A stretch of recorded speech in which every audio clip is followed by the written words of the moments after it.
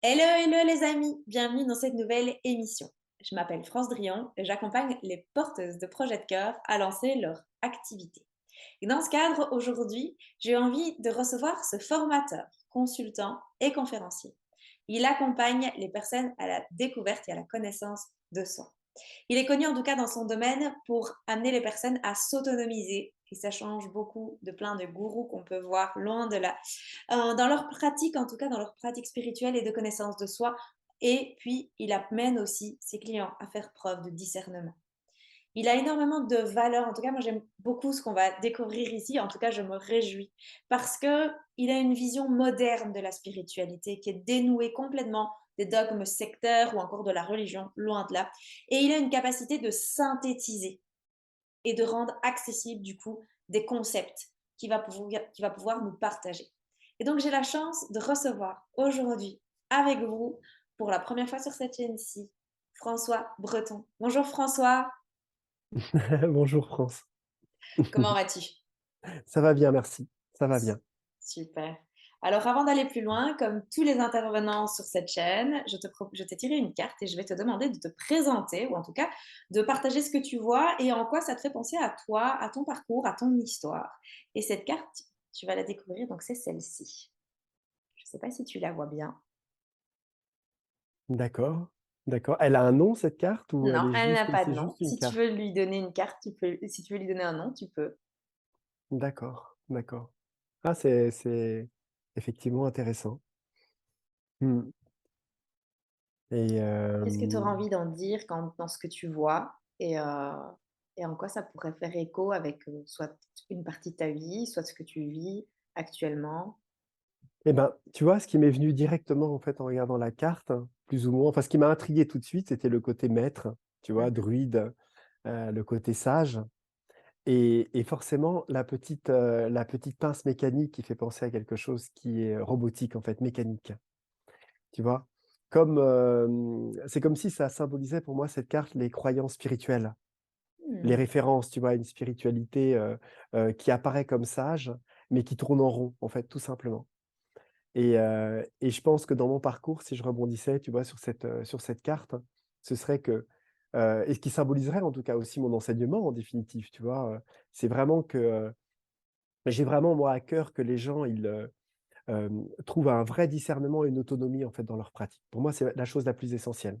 En fait, j'ai réussi mon job quand on n'a plus besoin de moi. Tu vois? On va dire ça comme ça. Tu vois? Vraiment, c'est important et je pense qu'aujourd'hui, cette carte, elle symbolise, en définitive, la nouvelle conscience, hein, quelque part aussi parce que, on est à un niveau, on va dire, dans lequel, enfin, un stade dans lequel la spiritualité doit devenir quelque chose, dans lequel nous devons être autonomes, en fait, quitter les références, quitter le vieux monde, les dinosaures, tu vois, de la spiritualité, qui ont fait leur job, hein, qui étaient nécessaires, en fait, à une époque, tu vois, où les enseignements devaient être construits, devaient suivre, on va dire, une ligne, un enseignement qui était vraiment noble, hein, et profond, mais pour laquelle, en fait, aujourd'hui, on a de par la vibration de la planète, de par la conscience collective, là où on en est, en fait, et les possibilités même de connaissances, qu'on peut profondément dépasser et trouver notre maître intérieur, tu vois? Et c'est comme si, en regardant ça, c'était, la carte symbolisait, ce que l'on avait dépassé, une clarté sur ce qui était, aujourd'hui devenu la spiritualité et nos références. Et derrière, j'aperçois encore un autre maître, donc que je symboliserais aussi, quelque part par une continuité non finie. Ça symboliserait quelque part, c'est pas encore tout à fait fini, il y a encore quelque chose de plus petit derrière qui vient, mais qui sera dépassé et la femme, en fait, que j'aime bien derrière, qui symbolise cette énergie féminine, qui Mhm. est en arrière-plan et qui est cette énergie aujourd'hui qui, de réceptivité, tu vois? De vulnérabilité, d'humilité, de profonde sincérité à laquelle nous devons faire face justement pour, qui se trouve derrière, qui est en arrière-plan, qui est une proposition, une suggestion pour transcender justement le maître, le faux maître intérieur qui est en fait plus une idolâtrie extérieure d'une référence spirituelle qui doit être transcendée pour se retrouver soi, en fait, tout simplement et avoir le courage de se regarder soi. Et voilà, je dirais que cette carte, elle symbolise ça. Mmh. Eh ben, merci beaucoup pour cette interprétation, ce qui nous permet aussi de te rencontrer du coup dans qui tu es là maintenant et dans ce que tu apportes. Du coup, avant de parler de tout ça, j'avais envie de te demander, est-ce que tu serais d'accord de nous partager un petit peu Comment t'en es arrivé là? Parce que t'as pas eu que cette vie-ci, enfin, c'est de la vie que tu as maintenant. Raconte-nous un petit peu ton parcours. Alors, Ah hem, là, tu encore plus flou. ah là, je suis flou. Voilà, Là, là, c'est ça voilà, ça ça se calme, ça se là, calme c'est calme. et le boîtier, est très, très sensible. Il m'a l'air de c'est flou là ou c'est pas flou? C'est un peu flou. C'est un peu flou, hein, c'est un peu Ouais, flou. c'est un peu flou. Si je bouge un petit peu comme ça et je perds on perd un petit peu comme ça, sans doute Ça, que hein, là, stop, stop. Ah ouais, mais non, non, là, attends, c'est la cata. j'essaie de le j'essaie de le Ça va, ça, c'est toujours flou. Ah, tu peux plus ah bouger, ouais, hein. c'est vraiment étrange, ouais, qu'il fasse ça. Mmh. Bon, on va dire, C'est intéressant parce que de mon point de vue où je suis, c'est comme le cœur qui bat, tu vois? c'est bien d'en C'est trouver une vraiment ça. symbolique sympa. Et ouais, de là où je suis, moi, je perds mon visage. Mais écoute, c'est pas grave, on va partir là-dessus, hein, on me voit de toute façon. On t'entend, on te voit. En tout cas, on voit ta silhouette et t'es pas 100% nette, mais ça va venir. Et hem et répète-moi la question, Est-ce que tu serais excuse-moi. J'aimerais bien que tu nous partages un petit peu, du coup, ton parcours. Comment t'en es arrivé là où t'en es aujourd'hui? Quels ont été les éléments déclencheurs, les moments de ta vie déclencheurs qui font que tu t'es mis Mmh. en mouvement et que t'as as été en quête, en recherche, que t'as trouvé? Ouais. Raconte-nous un peu tout ça. Et ben, en fait, il y a plusieurs, comment dire?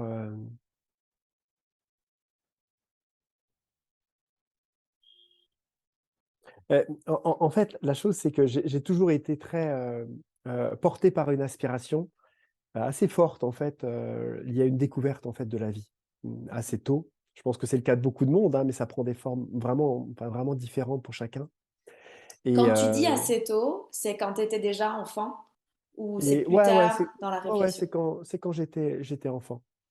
Je pense que j'ai porté ça, assez fortement enfant et le contexte de ma vie, le fait d'avoir été abandonné, parce que j'étais abandonné quand j'étais petit, j'ai été repris par une famille, il y a eu toujours une difficulté à me reconnaître, Mmh.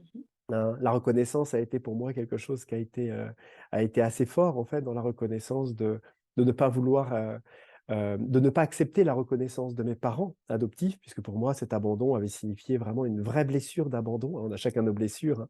La mienne, c'était celle, de l'abandon et donc je pense qu'il y a une quête vraiment profonde, en fait, dans ma vie à vouloir, à tenter, en tout cas, de trouver un sens et trouver le sens d'apprendre à m'accueillir, à me reconnaître moi Mmh. et ça a pris la forme, assez, assez difficile, en fait,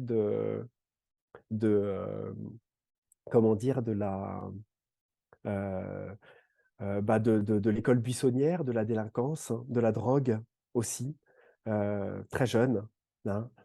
Et 14-15 ans, voilà, beaucoup de problématiques, en tout cas, voilà, liées au scolaire, et tout ça. Et c'était vraiment, en fait, très symptomatique, en fait, d'une non-acceptation d'un système qui ne me je trouvais pas du tout ma place, en fait, dans le fonctionnement de l'école, de l'éducation et cetera. Bon, ben, hem, pour ceux qui me connaissent déjà, en fait, peut-être sur la tu vois? Au travers de la vidéo, savent très bien parce que c'est vrai que j'ai déjà partagé, en fait, des thèmes assez durs, en fait, aussi Mmh. d'une période de ma vie, interdit d'école, en fait, dans toute la le département, j'allais dire dans toute la France entière même, à un certain moment et puis, et puis, j'ai pris la route avec mon sac à dos dans lequel j'ai quitté, en quelque sorte, ma famille pour découvrir le monde. On va Et dire là, ça donc, comme ça. du coup, tu es parti en voyage en mode: «De toute façon, on veut pas de moi ici, donc autant que je découvre le monde». Et C'était à peu près ça? voilà, voilà. C'était pas à peu près, c'était complètement, mais aux limites des possibilités, tu vois? Jusqu'à Mmh. l'extrême limite, des choses, donc c'est vrai qu'il y a eu beaucoup de j'ai vécu, à 17 ans, j'ai vécu avec un ermite pendant une année et demie dans sa grotte avec lui, et il y a eu beaucoup de voyages comme ça, où j'ai traversé une partie du Maroc à pied, l'Espagne à pied, où je vivais en fait dans la rue, à droite à gauche. J'apprenais en fait à vraiment, ce qui était peut-être important pour moi, c'était de savoir de quoi j'étais capable, en fait. Est-ce que la vie voulait de moi? Est-ce que je valais le coup, tu vois? Si j'en prends les grandes synthétiques, hein, les grandes lignes, tu vois? Et à un moment, j'ai réalisé que j'étais allé jusqu'au bout, en fait, de mes, comment dire? De mes limites, de là où je pouvais aller dans la marginalité, de là où je m'étais éloigné, en fait, de la société. Et je suis revenu donc en Bretagne par la suite et j'ai repris les études.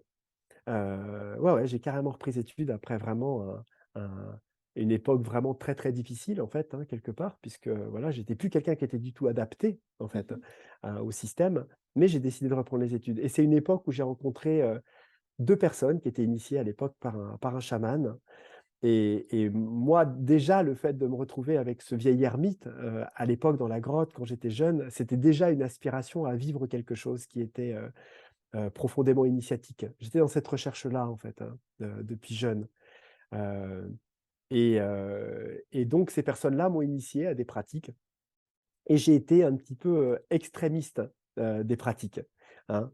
Et peut-être qu'au tout début et je le dis souvent, en fait, c'est que j'ai imaginé, il faut pas croire qu'à cette époque, j'étais dans une spiritualité active, hein. C'est pas du tout le cas, en fait. Le Alors cœur est-ce que pour moi tu peux du coup définir c'est quoi une spiritualité active pour toi? bah, en fait, la manière dans laquelle je le dis là, c'est comme si je partageais que, hem c'est comme si la spiritualité, en fait, n'était pas basée sur le cœur. On n'était pas dans une spiritualité en tant que telle. La recherche n'était pas quelque chose qui était lié à à, comment dire? À une recherche d'être meilleur, d'être bon, d'apprendre à se connaître et cetera. J'étais plus dans une recherche de développer des capacités, d'aller plus loin, de sortir de cette perception limitée, en fait, de la matière. Ce qui a pris corps, en tout cas, dans des exercices initiatiques qui étaient assez forts, dans lesquels je méditais pendant des heures, en fait, heu et qui étaient des exercices de visualisation, de concentration, de techniques mantriques, de marche initiatique, un peu plus chamanique, en fait, beaucoup plus basées sur l'ouverture sur les forces de la nature pour apprendre à sortir de son corps, devenir clairvoyant. On était plus dans des techniques comme ça, qui pour moi n'ont rien à voir avec la spiritualité, hein. C'est pour ça que je dis: Ah! «On n'est pas du tout dans une spiritualité active» parce que pour moi ça n'a absolument rien à voir. On est dans autre chose. On ferait du bodybuilding, dans une salle de sport, c'est pareil, on peut croire que c'est de la spiritualité parce qu'on se fait du bien, on apprend à se reconnaître et cetera. OK, mais ça n'a rien à voir avec la spiritualité, OK, hein. alors est-ce que tu serais d'accord de me donner un angle de ce que c'est pour toi la spiritualité alors? Et bah, en fait, la spiritualité, c'est apprendre à aimer, Mmh. c'est apprendre l'amour, en fait. On est vraiment sur une notion de l'âme, de l'amour. Quand on parle de spiritualité, on parle d'esprit, on parle de conscience. Et à partir de là, on ne peut que parler d'amour, en fait. Et cette connaissance de soi doit nous apporter à nous apprendre à nous aimer profondément.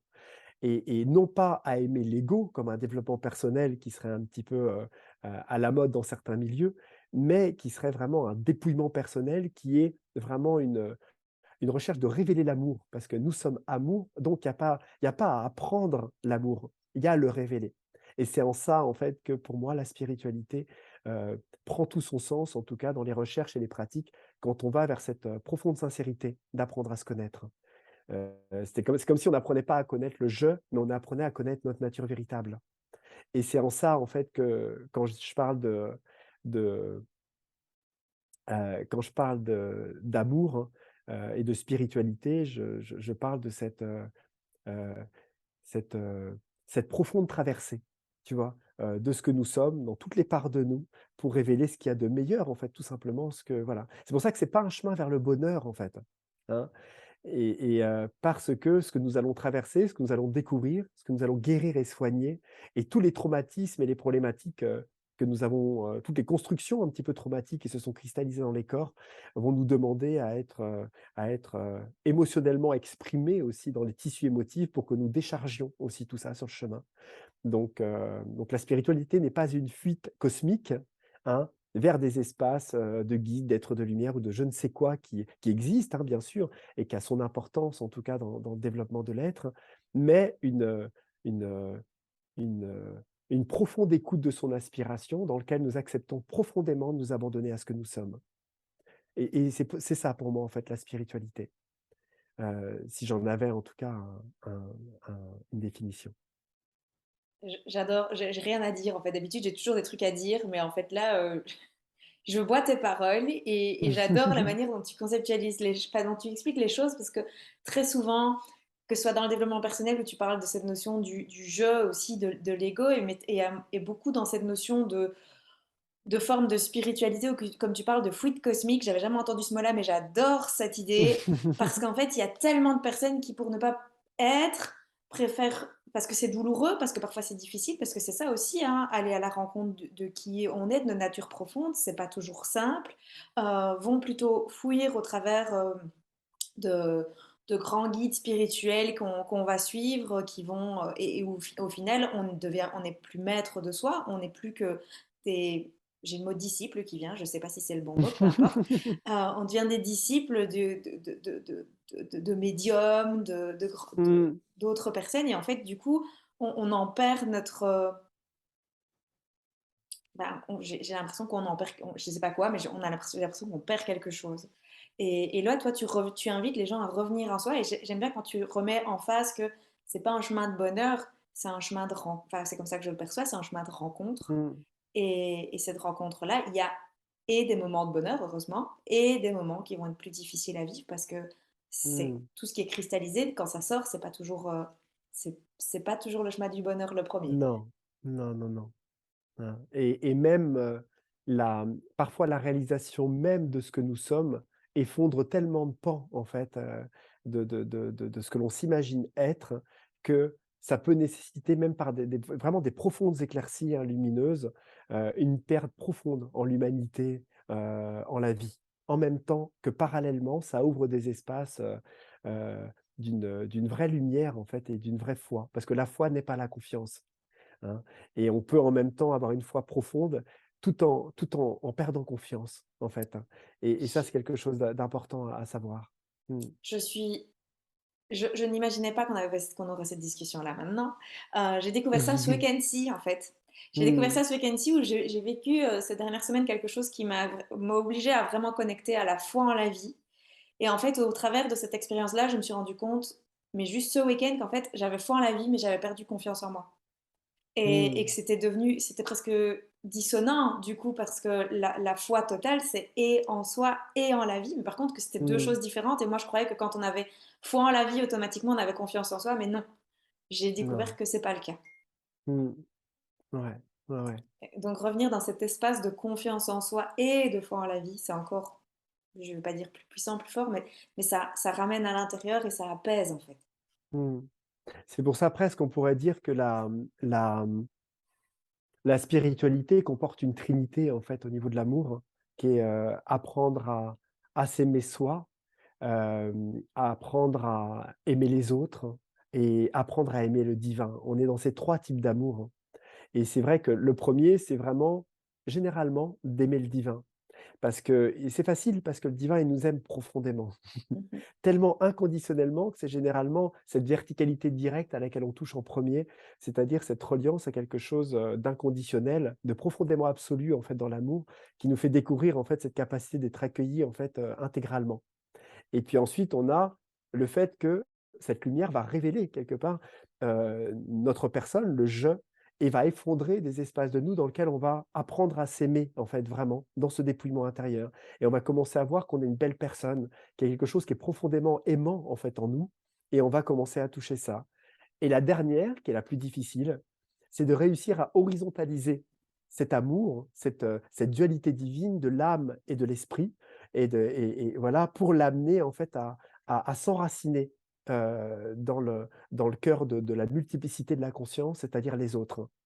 Et là, on a un troisième travail qui est beaucoup plus profond, qui est le labour quelque part même, hein, de notre incarnation, qui est d'apprendre à aimer, parce qu'il est là l'amour en fait. Le vrai amour pour moi, il est vraiment là. La graine a germé quand on en est quand on est dans cette dimension-là. T'as pris conscience de ça à quel moment dans ton parcours? Je pense que j'en prends conscience de plus en plus. Je pense que c'est progressif, en fait, hein. Je pense pas qu'il y a un stade de compréhension ultime. Je pense que chaque stade grandit de plus en plus à chaque moment. Ma reliance au divin grandit de plus en plus. Ma reliance à l'amour de moi grandit, à l'amour du grand moi, hein, je parle bien sûr, et l'amour, des autres est quelque chose qui est plus, moins formé forcément, en tout cas en moi, hein, je parle pour moi, mais qui se développe de plus en plus et qui m'apprend en tout cas, à grandir de plus en plus. Et plus je grandis sur la troisième, plus la première et la deuxième grandissent en même temps. Et on est vraiment dans un cercle spirituel vertueux, en fait, de cette trinité, mais qui n'a pas de fin, en fait, je pense, qui n'a vraiment pas de fin. Mmh. Mais, mais si, excuse-moi France, Ah, vas-y. si je répondais à ça, à quel moment? Hem, je pense ça a été à un moment dans lequel j'ai vraiment, heu heu, découvert les limites à un moment de cette reliance avec le divin si je ne descendais pas dans le cœur, en fait, de mon incarnation. Et c'est comme si à un moment, j'avais suffisamment pris, tu sais, un peu comme on monte comme ça, reprendre son souffle, tu sais, dans l'océan quand on se baigne, tu vois, à la piscine, on reprend le souffle pour redescendre et c'est comme si à un moment, j'avais vraiment travaillé cette reliance pendant des années. J'étais vraiment quelqu'un qui était complètement, je sais pas comment dire, tu vois? Vraiment un aspirant, le mot c'est vraiment ça, un vrai aspirant. Je me serais donné entièrement, vraiment au divin et c'est encore le cas, mais à cette époque, j'avais un côté, dans lequel ma vision, il y avait que ça, il y avait vraiment que ça, que cette reliance, que le divin et à partir dans les ashrams en Inde, pendant des mois, à rencontrer des maîtres, hem et aussi à me tester, à tester des choses. Je partais méditer, mais il y a un moment de ma vie comme ça où je suis parti, pendant 2 ans et demi en Amérique du Sud. J'ai traversé l'Amérique du Sud à pied et j'ai vécu plein d'expériences pour toujours me mettre dans la limite de sentir si le divin était là, même quand j'étais dans des zones de guerre avec les FARC en Colombie pour voir si j'allais pas me prendre une balle, tu vois? Et cetera. C'était vraiment quelque chose dans lequel je voulais toucher à cette dualité extrême et sentir, tu vois, cette présence profonde qui était là. Et il y a eu cette prise de conscience quand je me suis rendu compte qu'à un moment, le divin ne m'ouvrait plus une vastitude telle qu'il me l'avait ouvert à un moment, mais il pressait pour me faire descendre en fait dans mes blessures, dans mes traumatismes, pour me dire, «Maintenant je suis là, maintenant je suis profondément là et maintenant on va y aller ensemble si tu veux, mais il va falloir y aller». OK, je Et te coupe 2 secondes, ce à quoi ça me fait penser, tu me dis si ça te parle, j'essaye de faire le lien avec des ouais. choses que les gens peuvent vivre. Hem, c'est cette notion de ah bah, j'ai perdu le fil maintenant pour l'envoyer en explication. Bah, c'est que je devais pas te couper finalement. C'est que je devais te couper mais pas pour dire ça. Oh là là, qu'est-ce que je voulais dire? Oui, c'est cette notion de vouloir expérimenter, en fait, cette notion d'amour qui vient de l'extérieur, comme cet enfant que tu disais, j'ai été abandonnée, c'est comme si tu devais valider à l'intérieur de toi que tu étais aimé pour enfin, qu'il y avait quelque chose de plus grand qui était là et qui t'aimait, un peu comme les parents peuvent faire avec un enfant. Tu le vis, tu as petite fille, petit garçon, toi? Une petite Une fille. petite fille de 2 ans, ben, il nous teste comme si pour valider que peu importe les bêtises qu'on faisait, nous, en tant que parents, on aime de manière inconditionnelle notre enfant et de toi après de revenir en disant: «OK, maintenant je vais devoir redescendre parce que, OK, je sais qu'il est là, je sais qu'il y a quelque chose qui est là, de plus grand, qui est là pour moi. Maintenant, tu as pas le choix, maintenant il va falloir que tu redescendes à l'intérieur de toi». Est-ce que c'est Mmh. ça, c'est un petit peu ça que tu ressentais? Et oui, mais c'est arrivé bien avant en fait qu'il y ait cette petite fille et qu'il y ait effectivement tout ça qui se passe. Je pense que ça a été que je ne pouvais pas faire autre chose et autrement que de descendre dans mes blessures sans cesse. Et à chaque fois que je méditais, je pleurais profondément.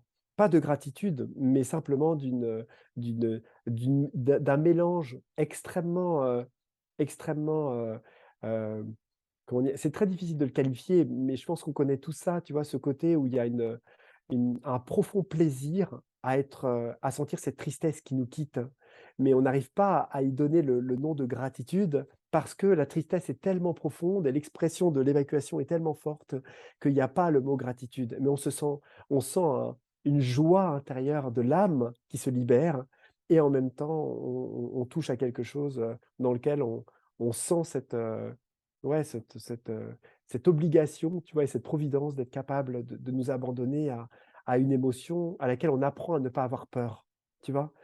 Et c'est un petit peu ça. Donc je sais pas le goût que ça a, tu sais? C'est comme si, entre la douleur et le plaisir, tu sais, la douleur d'avoir mal et le plaisir, tu sais, où des fois il y a quelque chose qui peut être, tu Oui, vois? j'ai un exemple très simple qui vient quand on a un nœud dans le dos, dans les épaules et qu'on se fait masser. Ma maman, elle Tout appelle ça à la fait, douleur exquise. ouais.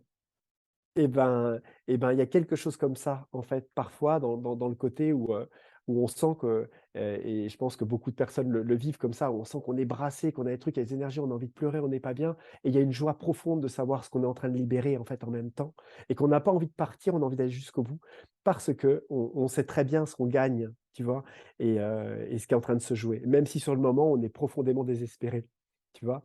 Et c'est un petit peu ça et je commençais à comprendre le mécanisme de plus en plus. Il m'apparaissait comme étant de plus en plus évident et c'est peut-être là que j'ai compris en fait que, heu, bah, en fait, l'effet miroir, c'est-à-dire qu'en fait on ne se voit que soi-même et quand j'arrive à trouver de la beauté et de l'amour en moi, j'arrive à voir la beauté en fait en l'autre et mais si d'un seul coup je ne me supporte plus, parce que ça fait partie des phases d'effondrement, hein, c'est bon signe généralement, et ben, à ce moment-là, forcément, il y a un côté qui ne supporte pas l'autre. Tous les défauts, tout ce qui ressemble un petit peu à moi dans l'autre n'est pas supportable, hein. Et c'est là où on comprend en fait vraiment le mécanisme, la dynamo que représente la relation pour pouvoir grandir et apprendre à aimer. Mmh. J'aime bien cette vision aussi où il y a pas, on n'est pas dans une polarisation, on est dans les deux à la fois. Tu parles à la fois de, on vit quelque chose qui peut paraître, qui est difficile, et en même temps il y a de la joie, il y a pas encore cette sensation de gratitude, mais il y a quelque chose d'agréable en même temps qui est là. Et dans ce que tu expliques, c'est c'est doux en fait. Il y a quelque chose de, même s'il y a les deux polarités, il y a quelque chose qui apporte du coup quelque chose de global et de doux au final. Mmh. Et dans ta manière de l'expliquer aussi, il y a de la douceur. Il y a cet amour que tu transmets, ne serait-ce que par la manière dont tu poses ta voix, dont tu l'exprimes, dont tu expliques aussi ce que tu as vécu et comment tu le vois maintenant. Mmh. Merci. Du coup, j'ai un petit blanc parce que je voulais te reposer un truc. Parce que c'était pas ça que je voulais dire à la base. Mais je perds mes mots, tu vois. Je sais pas pourquoi je reviens à te couper et je ne sais pas pourquoi j'en reviens à perdre le fil. Je ne perds quasi jamais le fil de ce que je veux dire. Et là, je me dis, ok, c'est quoi le truc? J'essaye de reformuler parce que par moment, il y a des personnes dans la chaîne qui nous suivent qui sont au début d'une Mmh. quête spirituelle ou en recherche en tout cas. Et je me dis, bah voilà, c'est important que je reformule. Et en même temps, bah aujourd'hui, là, je perds complètement le fil, comme si, euh, comme si je sais pas. Je sais pas. Je trouve ça très désagréable comme sensation en moi là maintenant. Ouais, Euh, c'est pas grave, c'est pas grave. De toute façon, voilà, ce qu'on parlait en tout début, en fait, dans la grande ligne, il y a eu 2 choses, en fait, qui ont amorcé un petit peu notre discussion. C'était, la nouvelle conscience. Ça a été la première chose, en fait, qu'on a oui, posée, ça c'est ce que j'ai ensemble noté. sur la voilà, sur la lecture et la deuxième chose, c'était, l'essentiel, aller à l'essentiel et ce qui revient, en fait, en définitive, un peu à la même chose. Et effectivement, je pense qu'il y a beaucoup de gens aussi, de personnes en fait effectivement qui s'ouvrent et je le vois dans les formations, les gens que je forme, enfin les formations que je fais, je vois de plus en plus, de personnes, nouvelles un petit peu dans cette ouverture, mais une ouverture qui est, énorme. C'est-à-dire qu'on n'est pas presque dans un développement progressif où petit à petit on s'intéresse. Non, non, j'ai vraiment des personnes qui, l'année dernière, étaient cartésiennes et limite qui étaient, voilà, dans leur monde, leurs enfants, leur boulot, extrêmement voilà, une entrepreneuriat, un salariat extrêmement, pragmatique et la fois d'après, perte de repères énorme, montée de Kundalini ou, illumination, je ne sais où, je ne sais quoi, dans quel stage ou à quel moment, prise de conscience, séparation du couple, n'importe quoi, je ne sais pas, quelque chose, élément déclenchant et d'un seul coup, une aspiration immense pour apprendre à se connaître, une aspiration immense pour changer de vie, pour voir les choses d'une manière différente. Et ces personnes-là ne sont même pas, perturbées par le mot divin, par le mot, reliance, par l'abandon au divin, par tout le vocabulaire qui pourrait être un petit peu, perturbant pour certaines personnes. Et je vois comme ça, plein de graines qui germent d'une manière excellemment vite, qui nous amènent à ne pas nous attarder sur une quantité de concepts parfois ou de choses, d'enseignements, heu dans lequel moi beaucoup je me suis beaucoup penché parce que j'étais passionné en tout cas aussi par toutes les traditions initiatiques du monde. Donc, il y a quelque chose sur tous les enseignements, les pratiques, les techniques et la compréhension des corps subtils, des mécaniques, tu vois? Et des pratiques méditatives, dans lequel j'ai beaucoup voilà, je me suis beaucoup intéressé et je vois qu'aujourd'hui, il faut pas perdre de temps, en fait, avec ça et rappeler l'essentiel, que l'essentiel, c'est le cœur, hein, et que la méditation n'est qu'une préparation, pour les novices, en fait, tout simplement. C'est encore juste le footing pour juste être en bonne santé et après passer une bonne journée et que ce n'est pas en fait comment dire? Une finalité. Et il y a beaucoup de gens qui peuvent, je dis bien qui peuvent se perdre parfois dans ça, dans lequel ils vont, se perdre dans une certaine consommation aussi spirituelle, hein. Et je suis attentif à ça, en fait, dans mes stages, parce que je vois aussi beaucoup de personnes qui, pour trouver du sens à ce qu'ils sont et ne trouvant pas de sens dans leur quotidien, consomment énormément. Stages, formations, tous les week-ends, chants de danse, chant, nanani nanana et c'est très bien, c'est pas une critique, en fait, c'est un constat, en fait, de la cause de ce qui les amène à aller là. Et parfois, la la cause est simplement, le besoin de rencontrer du monde, le besoin d'être avec des personnes qui sont comme elles, le besoin de se relier parce que dans leur vie de tous les jours, voilà. Mais derrière, très souvent, il y a un manque profond, un manque de sens dans la vie de tous les jours. Et aujourd'hui, on est, je pense, vraiment à une époque dans laquelle la spiritualité ou notre spiritualité et notre reliance doit servir le quotidien et dans lequel nous devons trouver un sens à ce que nous faisons chaque jour et trouver cette reliance dans la relation avec notre femme, notre mari, nos enfants, notre balade au parc, nos amis, et ne pas aller s'extraire en pensant juste prendre un cours d'apnée en allant à la formation du week-end et en revenant pour tenter d'espérer qu'on ne perd pas toute notre énergie pour supporter, entre guillemets, le travail qu'on ne supporte pas et à laquelle on ne se sent pas à sa place. Je pense que ça nécessite un positionnement, une clarté envers soi, une action qui n'était peut-être pas nécessaire à une époque, en fait, dans lequel on n'était pas à un état de transformation et de positionnement tel qu'on est, en fait, aujourd'hui.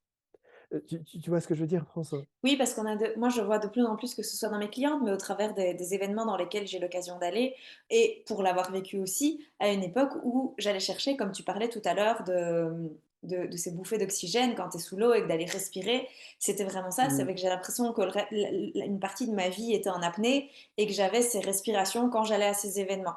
Et l'ennui, c'est que quand tu reviens dans ta réalité, c'est de plus en plus difficile parce que c'est de plus en plus mmh, violent le retour à la mmh, réalité, avec du coup un sentiment de non-accomplissement qui n'est pas immédiat quand on rentre dans la réalité.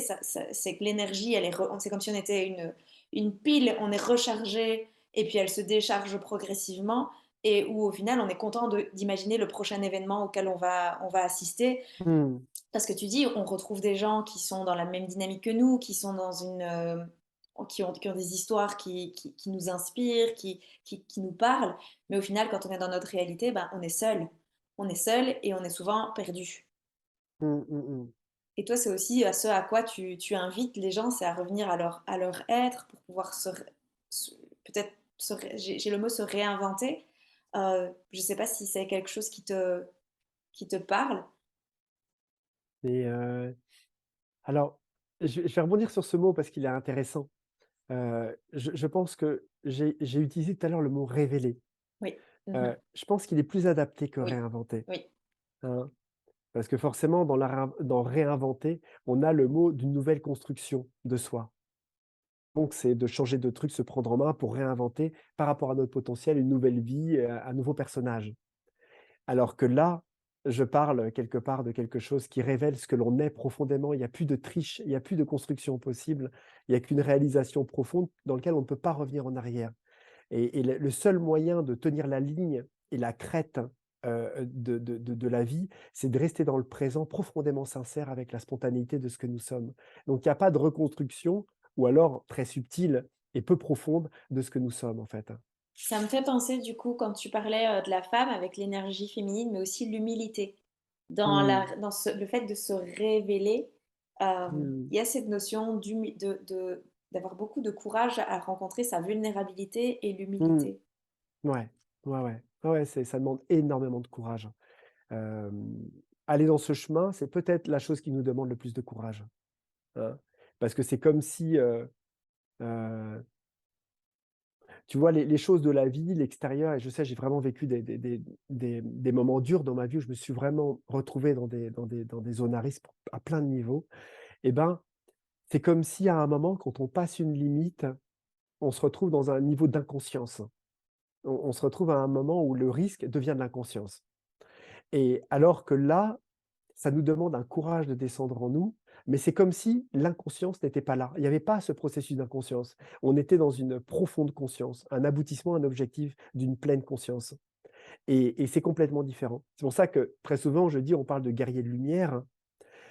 Parce que je pense que, le plus grand courage qu'on puisse, s'autoriser à être et à avoir, la plus grande entreprise que l'on peut mener sur cette terre, c'est pas monter un grand restaurant ou devenir président de la République ou je ne sais quoi d'autre, dans lequel les circonstances et les hasards nous amènent là naturellement.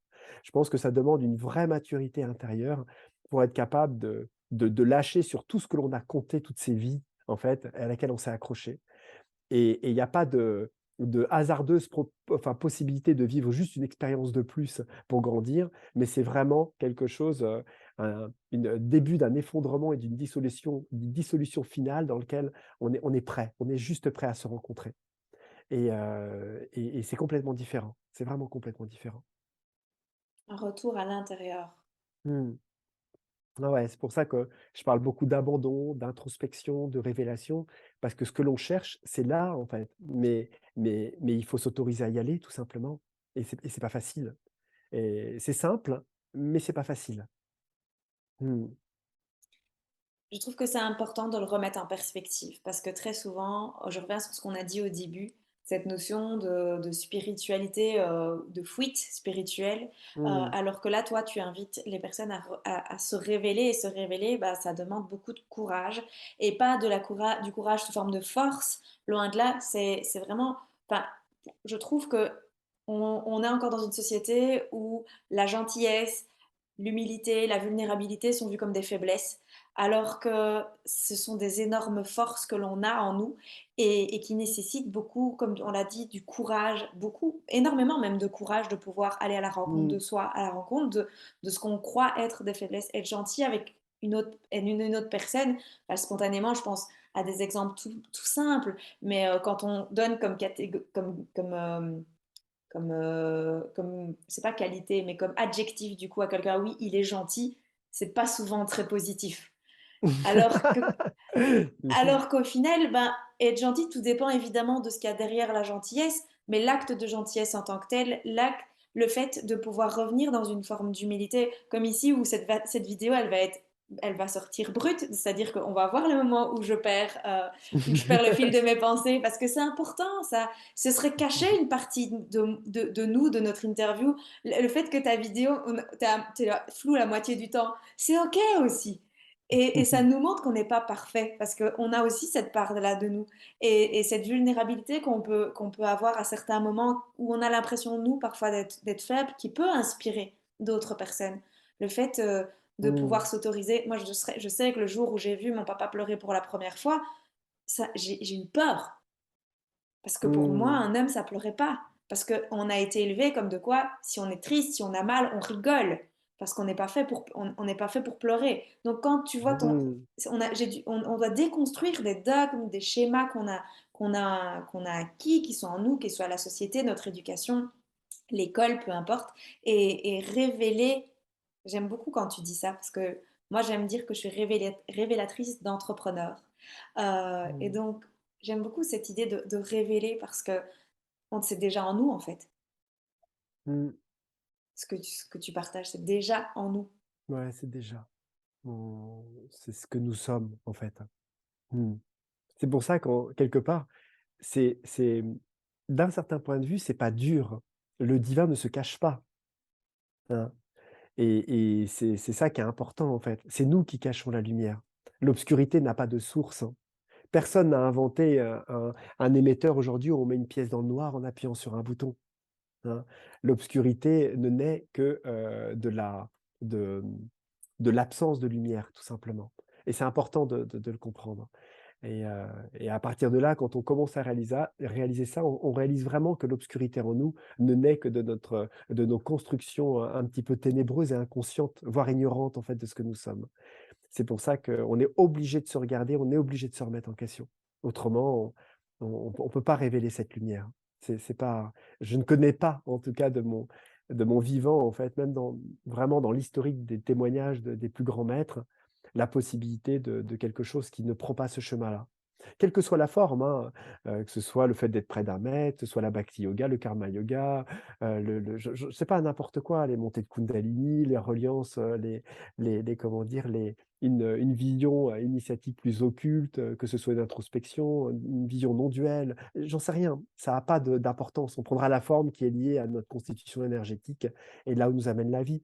Mais à un moment, il va falloir traverser ce que nous sommes et je pense que c'est ça qui amène, vraiment quand on parle de non-jugement, heu, je pense que c'est pas le fait de relativiser, hein, et c'est pas le fait d'essayer de prendre de l'altitude. C'est le fait de tellement percevoir à quel point nous sommes faits, en fait, juste d'un agglomérat, de points de vue, de regards, de constructions assez éphémères, en fait, et influençables aussi, qu'à un moment, quand quelqu'un, quelque part, parle ou s'aventure dans des choses qui nous paraissent décalées, il y a quelque chose qui peut pas s'accrocher à ça. Donc comme on s'accroche pas à nous-mêmes, on s'accroche pas à ces constructions non plus. Donc ce qui est vu n'est pas, sujet à une identification sur la personne en elle-même. C'est juste, quelque chose qui passe et c'est là qu'on dit: «Tiens, c'est marrant, j'ai pas du tout d'accroche, j'ai pas émis de pensée, on va dire, inquisitatrice, comme on dit, d'inquisition, tu sais, sur la personne, parce que ça ne m'apparaît pas être elle qui parle. Je vois quelque chose de bien plus lumineux derrière, et je vois juste un regard qui n'est pas encore, qui ne se voit pas encore. On va dire ça comme ça. Et c'est là où je pense peut naître la notion de non-jugement. Autrement, faut être vraiment sincère et honnête avec nous. On juge. Faut arrêter de dire: «Arrêtons de juger» et cetera. Non, c'est pas vrai. Le jugement est là, il fait partie du fonctionnement de notre mental inférieur et c'est lui qui permet d'avoir une opinion et de se dire, on est là, on est assis, on a je sais pas moi, file d'attente dans un magasin, on est à Saint-Oriz, on arrive ou je sais pas, n'importe où et là, on a une personne qui s'excite sur la caissière, qui gueule sur son enfant, qui s'excite et on a envie de se dire: «Mais elle est con celle-là ou quoi? Mais qu'est-ce qu'elle fait? Nana». Bah, il y a ça qui va venir et c'est OK, il y a pas de problème.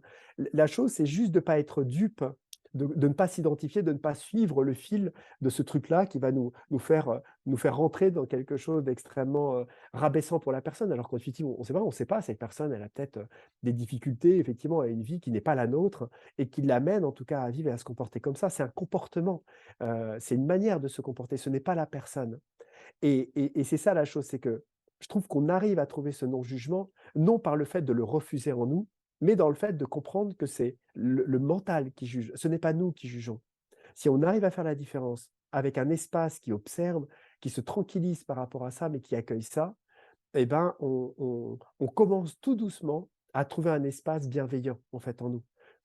On est dans une espèce de double tolérance, tolérance envers la personne et envers le jugement qu'on a envers la personne, et puis tolérance envers nous, du coup, dans cette notion du jugement qu'on peut avoir et de jugement, du coup, qu'on peut avoir envers soi, parce que je trouve que quand on rentre, que ce soit dans le domaine de la spiritualité ou du développement personnel, vu qu'on juge le jugement, on se juge soi-même, en fait, dès qu'on Mmh, se rend compte qu'on juge.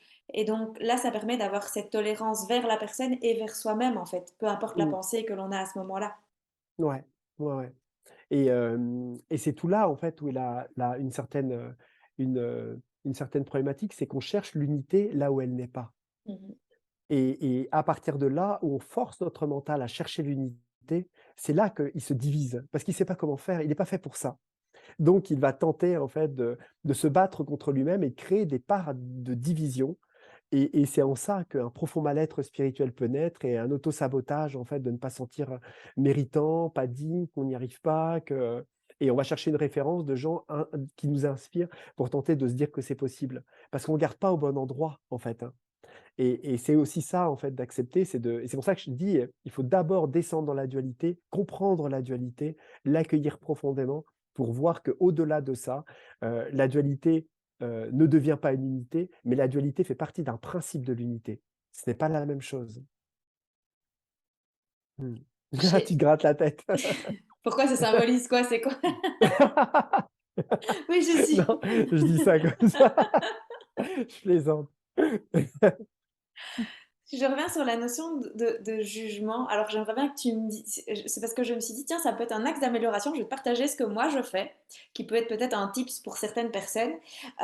Et du coup, tu vas me dire s'il y a peut-être quelque chose qu'on peut faire pour pouvoir revenir à l'intérieur de soi. C'est que quand, je reprends l'exemple que tu as pris, hein, on est dans la file, il y a une madame qui s'énerve sur la caissière ou sur son enfant, et spontanément, on a envie de juger. Et moi, ce que je me dis, c'est qu'est-ce que cette personne s'autorise que je ne m'autorise pas là maintenant.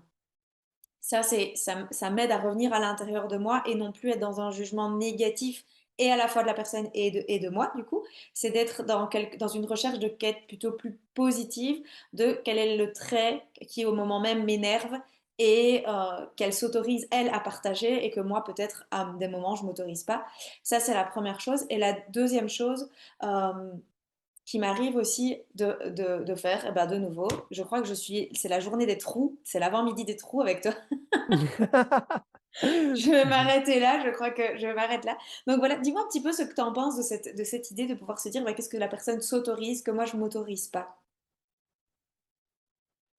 Bah, après, c'est toujours ça, en fait. La conscience est un frein à l'autorisation, parce qu'elle met en place, en fait, nos blocages intérieurs. Alors que l'inconscience est l'autorisation, très primaire, en fait, de se lâcher. Et à un moment, si tu veux, c'est ça, c'est que quand on regarde nos vies, et moi je regarde aussi ma vie, en fait, à d'autres niveaux, je me suis rendu compte qu'à une époque, je m'autorisais des choses parce que je n'étais pas conscient. Et que, en fait, parfois, je vois des personnes qui s'autorisent des choses inconsciemment. Et là, je ne suis pas forcément touché dans le questionnement, où je ne pourrais ne pas l'être, parce que je vois qu'il y a quelque chose qui n'est pas du tout conscient, en fait, de ce que la personne s'autorise. Donc, on est vraiment bon, tu vois ce que je veux dire. Mais la chose qui peut être profondément plus intéressante, c'est de voir la personne qui a réussi tellement à ne plus s'attacher au regard des autres, à trouver un alignement et un centrage en elle, dans lequel elle s'autorise à dire son opinion, à être ce qu'elle est et à se positionner sans risque ou sans questionnement en fait de ce qui pourrait être présent. Et ça se ressent chez une personne. La différence entre l'alignement, le centrage, de dire ce que l'on pense et de ne pas être gêné, en tout cas pour très clairement se positionner, avec respect bien sûr, Mhm. à celui qui inconsciemment va spontanément sortir son venin, son vomi ou son truc un petit peu, voilà, et qui pour moi n'est pas forcément quelque chose qui me questionne en fait par rapport à moi-même. Mais là où c'est intéressant dans la chose, et c'était peut-être ça que tu voulais dire tout à l'heure, dans la deuxième chose, c'est peut-être le fait de se dire simplement de oui, qu'est-ce que ça me fait, mais pourquoi je lui en veux en fait? Pourquoi je la supporte pas cette personne-là? Dans la globalité, au-delà de qu'est-ce qu'elle s'autorise pas, c'est pourquoi ça me touche? Je l'aurais même pas vu si ça me touchait pas. Donc qu'est-ce qu'elle représente pour moi? Qui ça touche quoi? Je me sens supérieur, je me sens, plus conscient, je me sens plus spirituel, j'aurais l'impression d'avoir quelque chose à lui apprendre. Qu'est-ce qui vient en avant, tu vois? C'est vraiment toujours ce questionnement de l'effet miroir de regarder en fait, à quel niveau on se positionne. Parce que là, dans le jugement, comme on parlait de jugement, on va partir très rapidement en fait dans l'ego spirituel et ça, c'est quelque chose qui fait partie du chemin. Enfin voilà, hein, voilà, on va dire, il y a des égos politiques, hein, hein, on les connaît. Il y a des égos à tous les niveaux, tu vois? Mais effectivement, dans le milieu spirituel, on peut avoir tendance, ou notre ego peut commencer à récupérer très subtilement aussi des espaces qui sont liés à une certaine, à des acquis de conscience un peu supérieurs, une vision plus vaste, et cetera, et tenter de se, hem, comment dire? Ouais, de s'encenser, tu vois? Très subtilement, intérieurement, un petit peu, en regardant certaines personnes, en disant: «Putain, les gens, ils sont plombés, ah, ils me fatiguent, ah, regarde-les, machin. Oh, je vais me taper ce magasin, nin ça vole pas haut, enfin, vraiment, je vais pas rester longtemps parce que nin et on le dit tous des choses comme ça. Tu vois? Voilà, c'est pas un problème, c'est OK, mais juste de pas être dupe. Et d'avoir une deuxième lecture profonde, de savoir que quand on dit ça, et ben, quelque part, on c'est un petit peu humoristique, en fait, pour me donner une atmosphère, une petite vision, en fait, de là où on va, de ce que l'humain en nous, le jeu va vivre, hein, de ce à quoi il va être confronté, tu vois, dans sa vision. Mais en même temps, en arrière-plan, de ne pas se laisser prendre, en fait, par ça et de réaliser que personne n'est supérieur à personne et qu'on est tous là, en fait, et que toutes ces personnes-là, bah, c'est des frères et des sœurs de lumière qui sont là où ils en sont, comme nous, et qu'on réalise, en fait, par la suite à quel point, on est, et nous-mêmes véritablement, très peu évolués et médiocres par rapport à d'autres personnes qu'on ne soupçonne pas à côté de nous, qui ont des vraies réalisations et que l'on pourrait considérer comme décalées, mais qui ont réalisé des choses que l'on n'a pas encore réalisées, qu'on ne verra que dans quelques années. On est un petit peu sur une échelle, tu sais, un peu infinie, dans lequel certes, on voit des personnes au-dessus, on voit beaucoup de personnes en dessous des fois et on se dit: «Ah, ils sont en bas» et cetera, mais l'échelle est infinie. Donc comme il n'y a pas Tu as de cette haut, il n'y a notion pas de de bas. comparaison aussi qu'on peut avoir en cours de route, même sur l'échelle, où finalement on inspire toujours bien quelqu'un, et d'un autre côté, nous on est inspiré toujours par quelqu'un d'autre. Il y aura toujours des Mmh, personnes plus évoluées que nous et des personnes qu'on aura l'impression qu'ils sont, c'est pas évolué, c'est pas en dessous, c'est pas juste, mais par rapport à l'échelle, comme tu partageais, c'est les mots qui me viennent, qui seront en dessous de nous et où on va aider ces personnes à monter l'échelle et des personnes plus hautes qui vont nous aider à grimper tout au long de l'échelle. mmh. Et oui, parce que la notion de jugement est toujours une notion de comparaison. Donc si on ne compare pas, on ne juge pas. C'est aussi simple, c'est un principe duel en fait, le mental est duel. À partir du moment où il a le moindre petit os à ronger, quelle qu'elle soit, tu vois? «Oh, elle est mal habillée. Oh, il est bien habillé. Oh, il est machin», c'est la 1re le premier la première construction un petit peu neuronale, le premier circuit dans lequel ensuite on va pouvoir développer tranquillement et apporter en fait notre petite opinion intérieure et qui va forcément décoller par: «J'aime bien, j'aime moins, c'est bien, c'est mal, c'est joli», machin. Même le simple fait de regarder un paysage et de dire: «Ah là là, qu'est-ce que c'est beau!» C'est un jugement, tu vois? Et la chose, c'est qu'on ne réalise pas à quel point, tout ce que l'on dit de positif sont des jugements. Et parfois je vois et je me surprends comme ça où je suis là en train de regarder les trucs et dire: «Ah non, non, mais il est nul ce film» et cetera et je sens en moi, ah, d'un seul coup une contraction, je me dis: «Mais arrête François, il est pas nul». Tu vois? Tout ce que ça représentait comme travail, des gens qui ont cru, enfin, ça a nécessité des milliers d'euros, des acteurs, des trucs, enfin, ouais, des cœurs qui ont peut-être parfois le travail d'une vie et je suis là en train de dire que c'est nul et c'est un jugement de valeur qui n'est pas juste. C'est juste que je n'aime pas ce film et des fois je fais attention avec ma fille à ça et je dis: tu aimes pas?» et cetera. De manière à ce que le retournement soit lié à sa perception et non pas à un truc tout fait qu'on balance comme ça et qu'on met en boîte en disant, «Voilà, tu es nul». Parce qu'après on fait pareil avec les gens et c'est mieux de dire: «J'ai pas du tout apprécié ce que tu as dit», plutôt que de dire à quelqu'un, «Tu es vraiment con», tu vois? Par rapport à ce qui s'est passé hier, par exemple. Imaginons, je prends un exemple, hein, Oui, où on oui, mais identifiait, ça arrive souvent ouais, et ça nous arrive tous. Et comme tu dis, bien c'est de sûr. remettre de la conscience sur, OK, là, est-ce que c'est un jugement de valeur ou c'est juste moi qui parle au travers de ce que je ressens? Mmh. Ouais, tout à fait. Mais ça m'arrive aussi de dire, ah, c'est dégueulasse quand je mange quelque chose, alors qu'en fait, non, c'est juste que ça ne me goûte pas. C'est pas pour Mmh. autant que c'est dégueulasse, loin de là. Et puis ça met de la nuance aussi. Mmh C'est mh, moins, mmh. comme tu parlais de cracher son venin, ben, il y a des moments comme ça où on est plus enclin à cracher notre venin, mais même nous. Et du coup, ça remet, on revient sur, ok, je n'aime pas ce film, ou je n'aime pas cette nourriture, ou, Mmh. enfin voilà, comme tu dis, que Mais tu fais avec ta fille. ouais, mais tu vois, c'est intéressant parce que ça, c'est quelque chose qu'on ne peut pas forcer. C'est-à-dire, mieux vaut continuer à dire: «C'est dégueulasse» et le film, il est nul, parce que ce qui peut permettre de moins dire ça, c'est pas le fait qu'on se force à ne pas le dire, c'est le fait qu'une lumière éclaire de plus en plus, une espèce de quelque chose qui n'est pas juste, qui est balancé, tu vois? Et c'est pour ça, très souvent, je je je dis vraiment, enfin, je partage en fait à quel point, on se fait transformer. C'est le divin qui nous transforme, c'est pas nous qui nous transformons. Tant qu'on pense encore que c'est le jeu et les comment dire? Les petits protocoles, tu vois? On va dire, pas les petits protocoles, les petites croyances spirituelles de ne pas dire ça ou de ne pas faire ça ou de trucs comme ça, C'est on pas se bien. fustige. Ouais, voilà, c'est pas bien, on se fustige et on commence à toucher à une rigidité après, et c'est là qu'on tombe dans l'auto-sabotage intérieur. On a vraiment l'impression on s'épanouit pas, en fait, hein.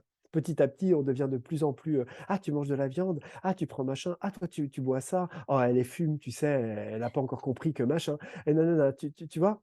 Et tant qu'on est encore, en fait, là-dedans et on pense que c'est par le mental et la force même mentale, tu vois, de ce qu'on pense avoir compris, qui va nous faire changer ces comportements-là, on n'a pas encore compris comment le divin nous transforme. Et c'est là où je dis très souvent, de continuer et même je vois des personnes des fois qui sont, en formation. Il y a eu le cas il y a pas longtemps et il y a une personne qui s'est pas autorisée pendant longtemps, qui a été dans les milieux non duels et cetera, à vivre des choses et très récemment, suite à des vraies transformations intérieures et ben, elle a commencé à s'ouvrir à sa sexualité, en fait.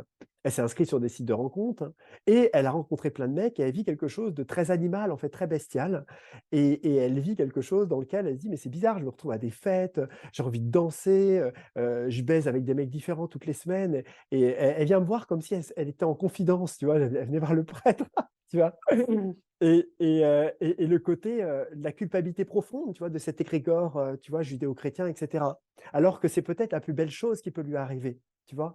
De commencer enfin par cette forme que prend le fait de s'épanouir, tu vois? Et de casser les barrières, les croyances et ça a pris cette forme-là, d'enfin libérer, tu vois? La femme en elle, enfin s'exprimer, enfin décharger, tu vois? Toutes les charges des interdits.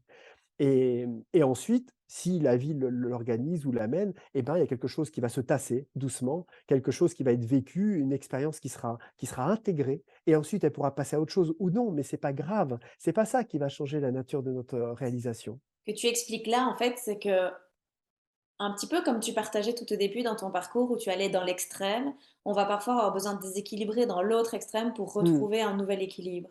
C'est Tout à ça, en fait, fait, au tout à final. fait. De toute façon, je rigole, mais on les voit les stagiaires qui et les participants qui, après 3 jours de stage, se regardent un film glauque sur Netflix et vont au McDo en sortant après 5 jours de bouffe végétarienne, tu sais?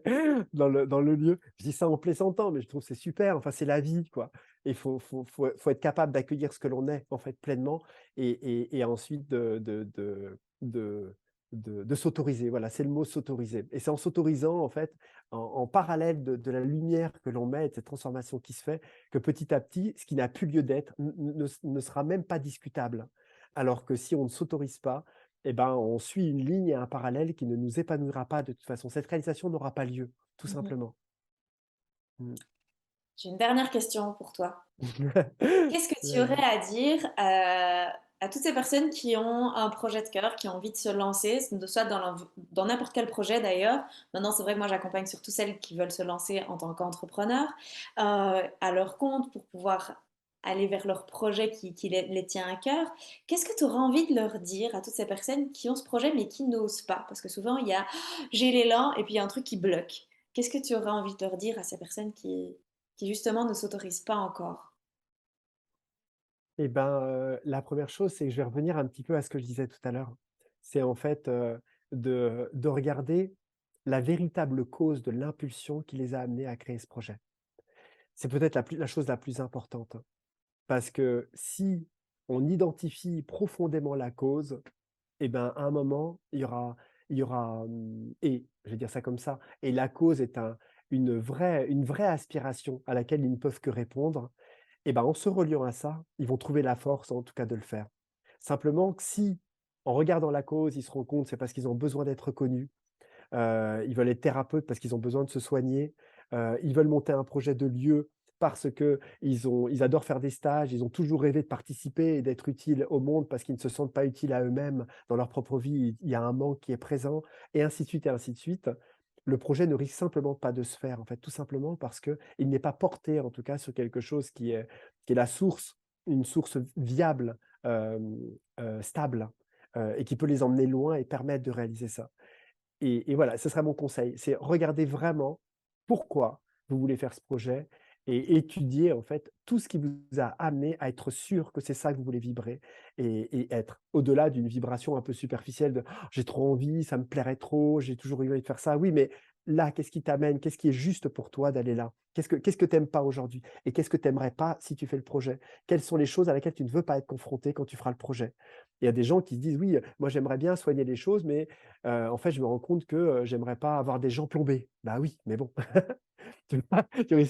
Tu risques pas d'avoir des gens normalement en bonne forme qui vont venir te voir. Des gens qui vont avoir des problèmes, des gens qui vont être tracassés, des histoires lourdes. Est-ce que tu es prêt à porter ça? Est-ce que tu as les épaules pour porter ça?